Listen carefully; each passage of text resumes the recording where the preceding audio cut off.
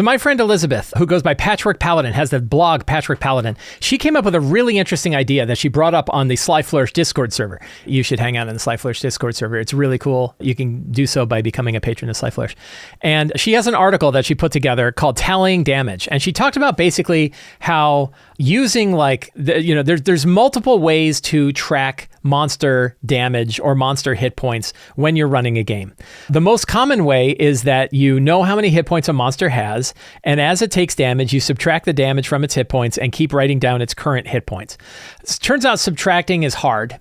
And math is hard in general. And what I had found is that adding numbers up was easier for me than subtracting numbers down. So instead of subtracting damage from its monster's hit points, I would just track the damage up. If it took 10 damage, I did 10. If it took 14 more, it's now 24. If it took 13 more, it's now 37.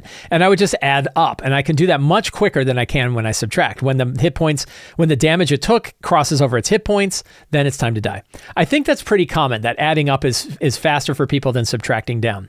But Elizabeth brought up the fact that instead of doing either of those, she could use like a tally. And the tally could actually be done very similar to like Roman numerals, that you could use V's, you could use slashes, V's, and X's to track the amount of damage that it does. And she talks about this in her blog article. You can find a link to this blog article in the show notes below. So, a certain amount of damage is 4 damage. You do /////. Second hit does 8 damage. You do VVII. That, cross, right? The 4 becomes a V. Third hit, 3 damage, VVV, and then it's dead, right? And in bigger monsters, you could do more with X's and V's and stuff like that. Now, I'm running 2 different tier 3 5e games. So I'm running monsters that often have in somewhere between 150 and 250 hit points. I have a lot of them. And I love this idea. So what I started doing was just using X's and slashes. So instead of a V, I used an X. And the reason I would use a slash for 5 is that when I draw it, I can cross the slash and now it becomes a 10. And that makes it really easy. So here was an example of how I was tracking damage in one of my games. You can see like Ray had 262 hit points. I had a whole bunch of like X's for her. And basically anytime that she took damage, anytime she took damage that was divisible by 10, I would do an X for each 10 damage. If it was 5, I would do a slash, and that would do 5. Now, so it was really, really fast for me to basically create this. And I could look, and you could see right there that one block of X's for Ray is a total of 250 damage that she took. 5 rows, 5 columns of X's, each X being 10 damage. You could see that like for some of the other guys here, like Vriss, I had, 50, 60, 70, 80 points of damage for Vriss. And, I could track things that way. Here was like a creature. This was at another game I had. We had Bloodtail and Bony Bob were 2 creatures that they were facing. And I did X's and slashes for those as well. So for me, using X's and slashes was the simplest way to track this out. And what it meant was it was very easy for me to look very quickly and see how much damage a monster had taken. But more importantly, when it had crossed the amount of hit points that it has. And I didn't have to do any adding. All I had to do was an X for 10 or a slash for 5. If it takes another 5, I put another slash, and it worked well. I even did it for digital. So this is how I track initiative, abstract combat, and damage done to monsters in a single text file. I talk about the power of text files in the show that I did last week. And here, for example, they're facing a creature called Zivix. Zivix had 200 hit points, and every X was 5. So you could see that right here, it had taken 165 hit points worth of damage. So you'll notice a trick that I did here. And I'm going back and forth on this. I've had some conversations about it, which is, what about 1, 2, or 3, or 4 damage, right? Where does the remainder? If it takes 24 damage, what do you do? So I'll tell you, the fastest thing that I did was rounding. And you round it up or down, right? So if it took 24, you'd say it's 25, and you do XX slash, and then it would be done. If it took 22, you would say XX, right? And because you're rounding up or down, the total amount of damage that you would ever be losing because of that, or gaining because of that, is 2 points per hit. At high levels, those 2 points per hit are really not going to matter that much. Lower levels, they might matter. But I've talked to players about this and they're like, it feels bad. It feels weird to know that I'm getting rounded up or down. Like, I feel like why, the dice are not rounding up or down. I'm not rounding up or down, but then you are when you throw it to monsters, and that feels weird. So I was like, okay, well, there's other ways to do this too. And here is the example that I did where I was tracking damage done to monsters, and I had another little tally, which was the remainder. So I have the main damage that's done to the monster, which is X's and slashes. You can see like Vesta there has, let's see, that's 50, 100, 10, 20, 30, 130 points, 135 damage done with the main damage, and then 139 because of the 4 up above.